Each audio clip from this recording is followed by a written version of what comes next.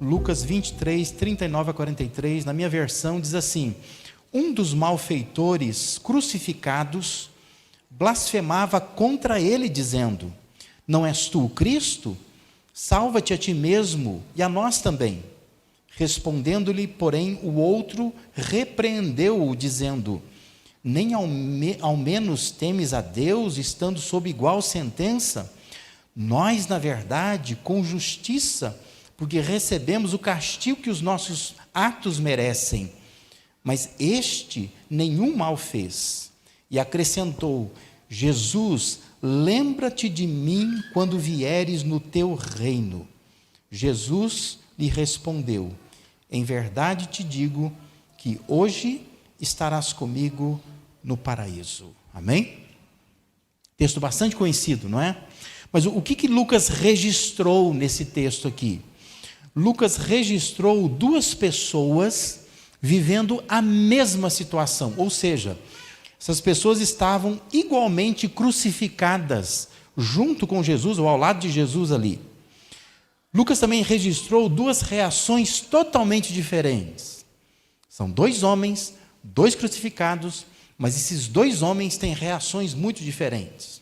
Nós temos aqui também dois desejos e propósitos também diferentes. Eles desejam coisas diferentes estando naquela situação ali. E o que nós temos aqui também é uma resposta de Jesus só. Porque Jesus fala uma vez só. Ele só responde para um, ele tem uma resposta só, ele só tem uma frase a dizer.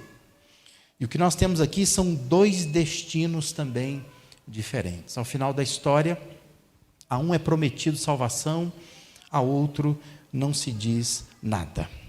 Esse diálogo desses homens com Jesus e entre eles mesmos ali na cruz, né, nesse cenário da crucificação, é mais do que um registro histórico, apenas para que a gente saiba o que aconteceu lá. É mais que isso. Na verdade, o que nós temos aqui é algo para que a igreja se veja nessa situação. Esses textos bíblicos não têm essa função só de informação, né? Só para informar que quando Jesus foi crucificado, tinha dois homens ao lado dele, e eles ali praticamente brigaram entre eles, né? Quase morrendo, e estão discutindo os dois ali. É mais que isso. Na verdade, o texto foi escrito com esse propósito, para que a igreja, ao ler o texto, se veja nessa situação. Igualmente crucificada ao lado de Jesus, coligada, congregada no sofrimento dele. Esses dois homens crucificados, eles são, em termos de caráter, muito diferentes do crucificado do meio, né? Que é o nosso Senhor Jesus Cristo. Observe comigo, né? Eles eram ladrões. Se você pegar Mateus 27, 38, Marcos 15, 27, esses textos, são textos paralelos ao que nós lemos, chama-os de ladrões. Eles são chamados assim. Eles são ladrões. Ou seja, eles roubavam as pessoas para enriquecer. E é muito curioso que se você pega um texto do apóstolo Paulo, 2 Coríntios 8, 9, vai dizer que Jesus se fez pobre por amor de nós, para que pela pobreza dele a gente pudesse enriquecer. Percebe a diferença? Você tem um homem crucificado, Paulo dizendo que ele se fez pobre por amor de nós, porque Jesus sim era rico de verdade, né? Porque ele vem de Deus, ele é Deus, é dono de todas as coisas. Ele se faz pobre por amor de nós. Mas ao lado dele tem dois homens que estão querendo ser ricos, né? E chegaram ali na cruz por causa disso, que roubavam as pessoas. Eles também eram malfeitores, ao passo que Jesus, diz lá Atos 10, 38, ele andou por toda parte fazendo bem. Ou seja, Jesus era completamente bondoso, gentil, cortês. E esses dois ao lado deles eram feitores do mal, né? Eram malfeitores. pessoas maldosas, eram diferentes de Jesus. Eles também eram transgressores da lei. Literalmente, eles eram os fora da lei, né? Ambos andavam fora da lei. Não obedecia à lei de Deus, não obedecia à lei dos homens. E Jesus, ele cumpria à risca a lei de Deus, e Jesus era obediente à lei dos homens também, né? Inclusive dá lições acerca disso em vários momentos. Então, esses dois homens crucificados eram muito diferentes de Jesus. E o que esse texto nos chama a atenção? O que a gente precisa aprender desse episódio aqui? Uma coisa que chama a atenção é a atitude desses homens. Observe comigo, versículo 39, diz que um dos malfeitores crucificados blasfemava contra ele, contra Jesus, dizendo: não és tu o Cristo?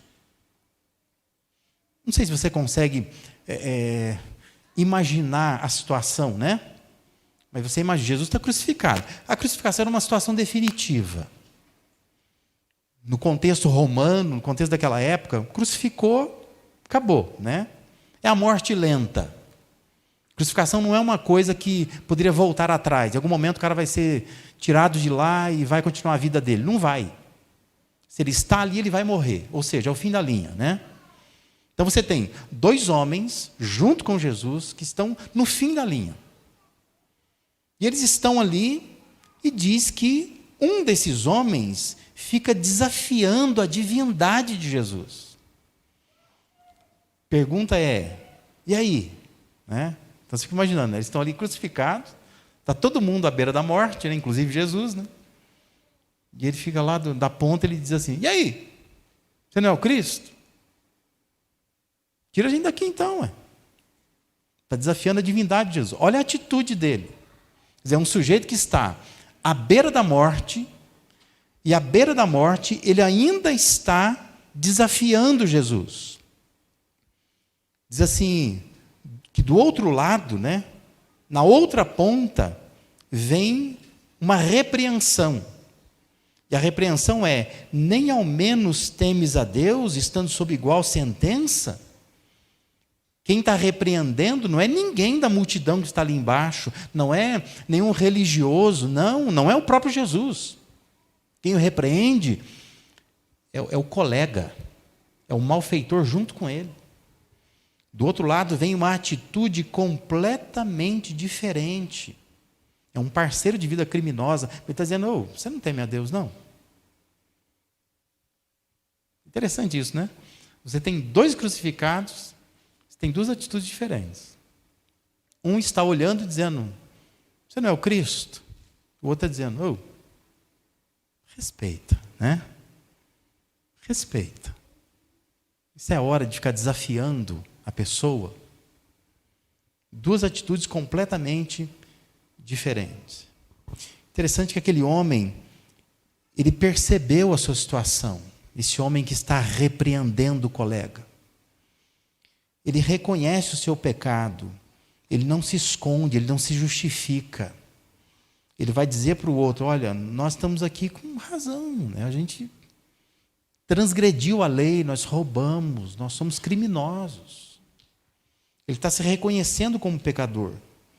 Ele simplesmente reconheceu que a vida passada dele, ou deles, né, levou até ali. Eles estão ali por um motivo. Estamos aqui porque nós pecamos. E o outro está dizendo: você não é o Cristo, não? Prova agora o teu poder, tua divindade, nesta hora aqui. Quando a gente fala de uma igreja, a igreja se vê na situação desses dois criminosos. Nós precisamos pensar em nós como igreja. Qual a atitude que nós temos diante das coisas que acontecem na nossa vida? Uma igreja saudável, ela não é composta de pessoas perfeitas, muito pelo contrário. Uma igreja saudável é composta de pessoas que são igualmente pecadoras, mas elas têm uma atitude diferente diante do pecado, diante de Deus. Sabemos por que pecamos, sabemos que pecamos, sabemos o quanto pecamos, Sabemos quando pecamos, mas a questão é, nós estamos diante de Deus respeitosamente dizendo: Senhor, nós cremos na tua divindade. E nós estamos aqui arrependidos, reconhecidos daquilo que nós fazemos. Nós sabemos o nosso pecado, nossa limitação humana. Por isso que eu quero que você pense nessa noite, antes de participar desse momento da ceia, pense em qual é a sua atitude. Porque há pessoas que vivem desafiando Deus o tempo todo. O Senhor não é o Cristo? Não tem poder divino? Então, muda alguma coisa. Mas há pessoas que sabem do seu pecado, se reconhecem como pecadoras, e elas estão com muito temor diante de Deus. Em termos de vida, de história, talvez sejam iguais, né? Todos somos transgressores, pecadores. Mas a diferença é quando a gente se aproxima de Deus, com que atitude a gente se aproxima. Você pode se aproximar com arrogância, você pode se aproximar apontando o dedo para Deus, querendo que Deus prove alguma coisa, ou você pode se aproximar de Deus, curvado diante dele, dizendo: olha, eu estou aqui sofrendo com toda a razão, porque eu cometo pecados. Mas o Senhor é o Deus soberano sobre todas as coisas. A primeira coisa que chama a atenção no texto, a atitude. Há atitudes diferentes aqui. A nossa atitude precisa ser diferente também, imitando um deles, não aquele que estava ali acusando Jesus. Uma outra coisa que chama a atenção nesse texto é a motivação. Observe. De novo, versículo 39 diz: um dos malfeitores crucificados blasfemava contra ele, dizendo: não és tu o Cristo? Aí ele vai dizer assim: salva-te a ti mesmo. E ele vai dizer: e a nós também. Né?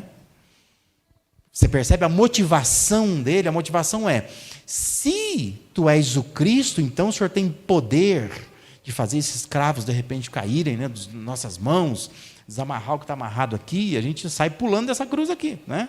Nos salva dessa cruz. Essa é a motivação.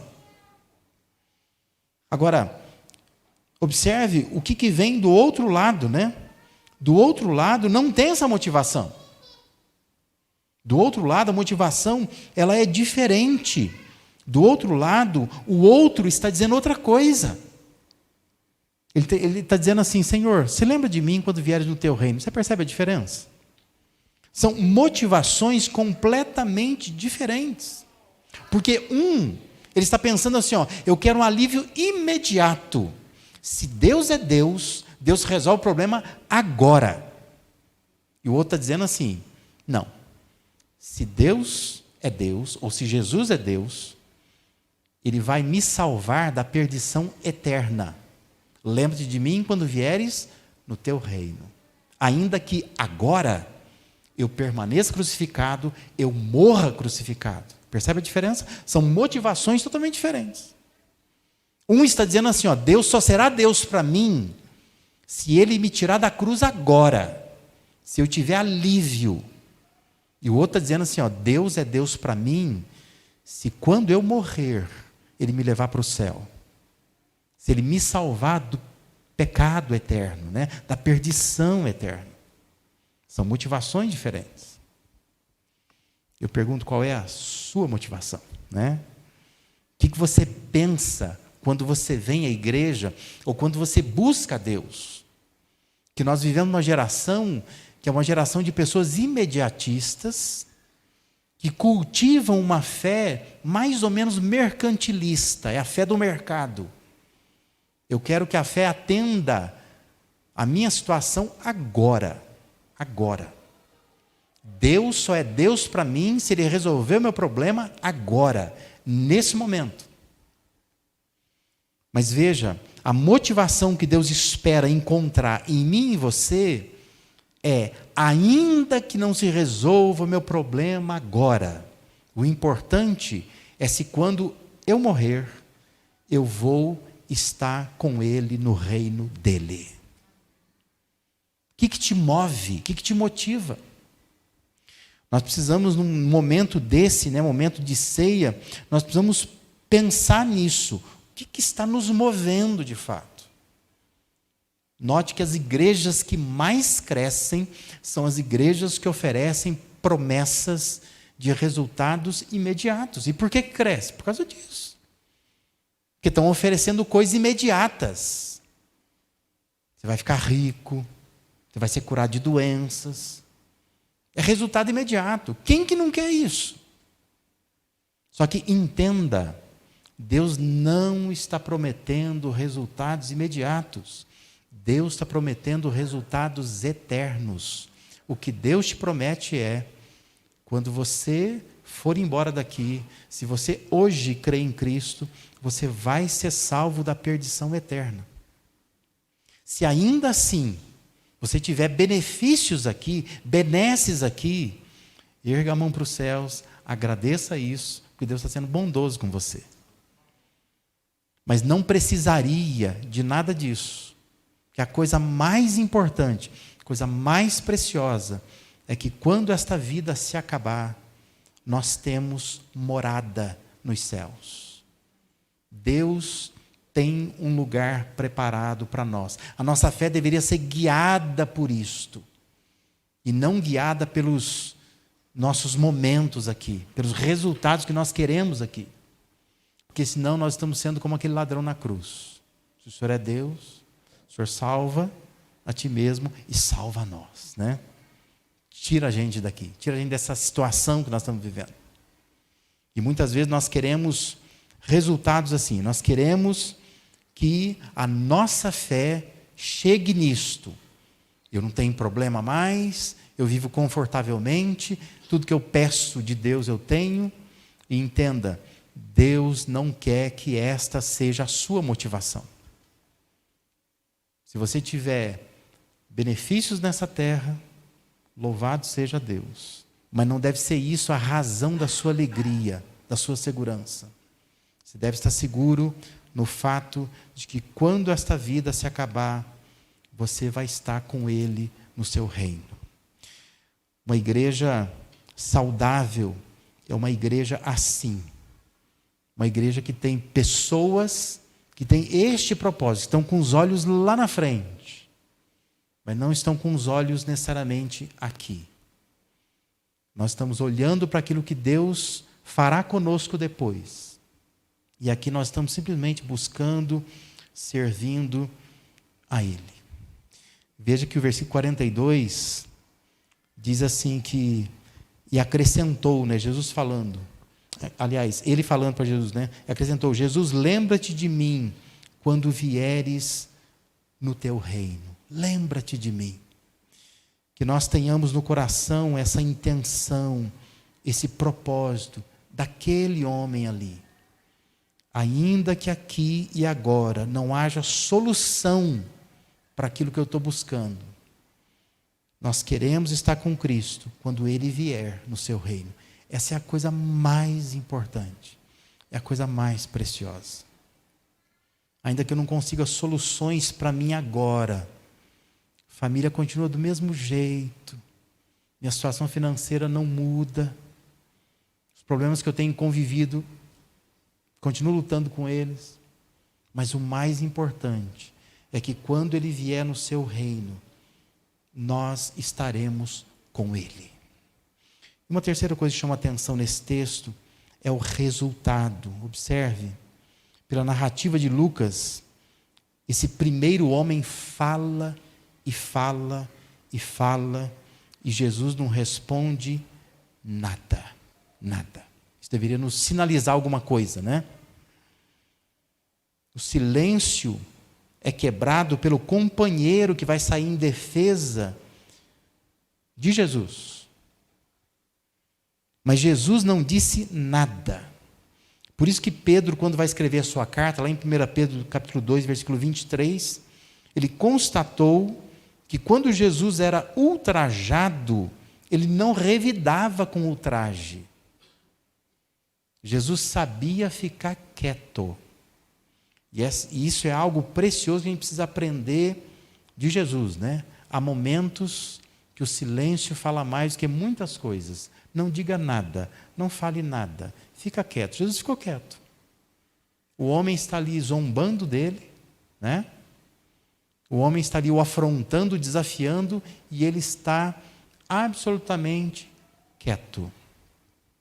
Ficou quieto o tempo todo? Não. Ele tinha uma coisa para falar, né? É interessante que Jesus transforma a cruz num púlpito, onde ele prega, onde ele anuncia alguma coisa. E o anúncio dele está no versículo 43. Jesus lhe respondeu: em verdade te digo, que hoje estarás comigo no paraíso. Para quem que ele respondeu? Para o homem que disse: Senhor, lembra-te de mim quando vieres no teu reino. Então entenda que a semelhança do que aconteceu ali é o que vai acontecer nos dias de hoje. Os homens podem ficar desafiando Deus o tempo todo. Deus não vai dizer nada. Fica quieto. Quem desafia Deus não merece resposta. Mas quando alguém aparece clamando pela salvação, ele vai responder. E a resposta dele foi justamente essa: você vai estar comigo hoje no paraíso. Fique em paz, né? O outro foi ignorado. Teve o silêncio de Jesus. Mas quem ouviu a voz de Jesus foi esse homem que clamou por ele. Todos nós queremos esse resultado, não há dúvidas disso, né? Todos nós queremos isso.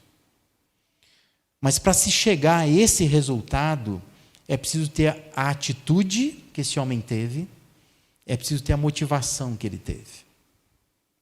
Eu quero que você pense nisso. Esse resultado você atinge quando você passa por aquilo que aconteceu antes. Você tem a mesma atitude. Você chega diante de Deus com temor.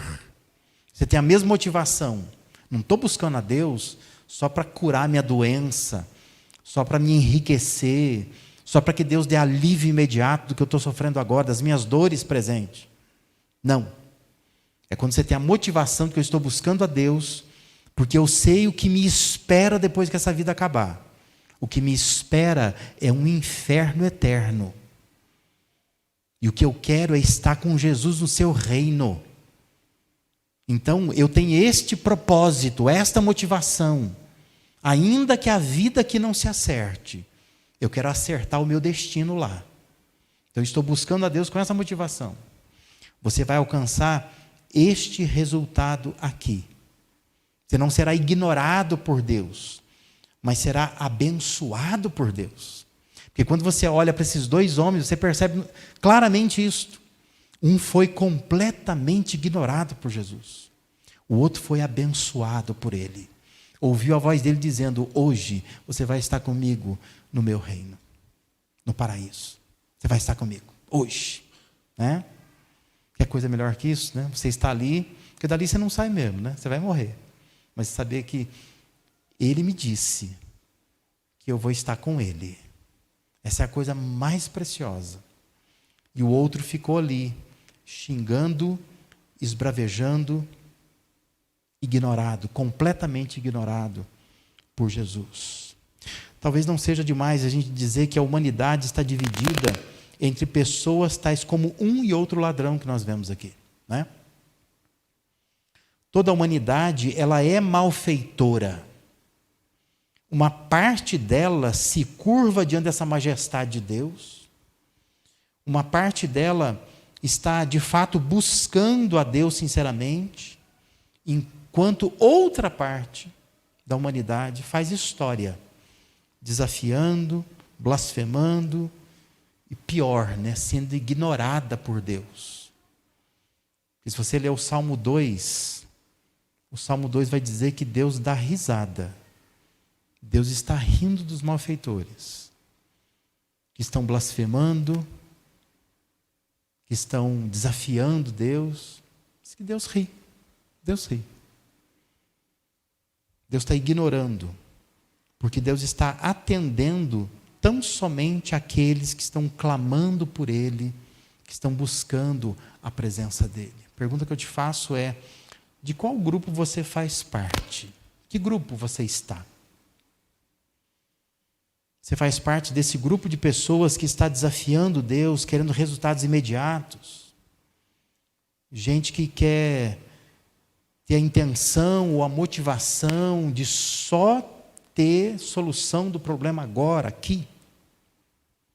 ou você faz parte de um outro grupo, né? Um grupo de pessoas que se dá conta do engano do pecado e que está com todo o temor buscando a Deus, mudando a atitude, achando perdão, graça, segurança de vida eterna em Cristo.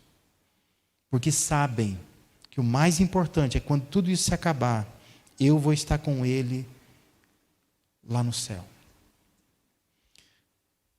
De qual lado da cruz você está?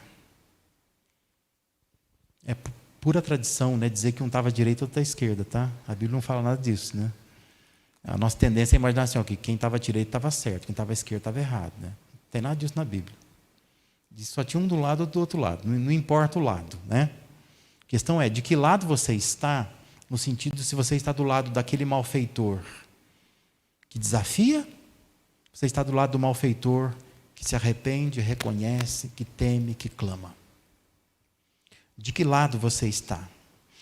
Observe o testemunho de Paulo, né? Paulo, quando ele escreve aos Gálatas, capítulo 2, verso 20, ele diz assim: fui crucificado com Cristo.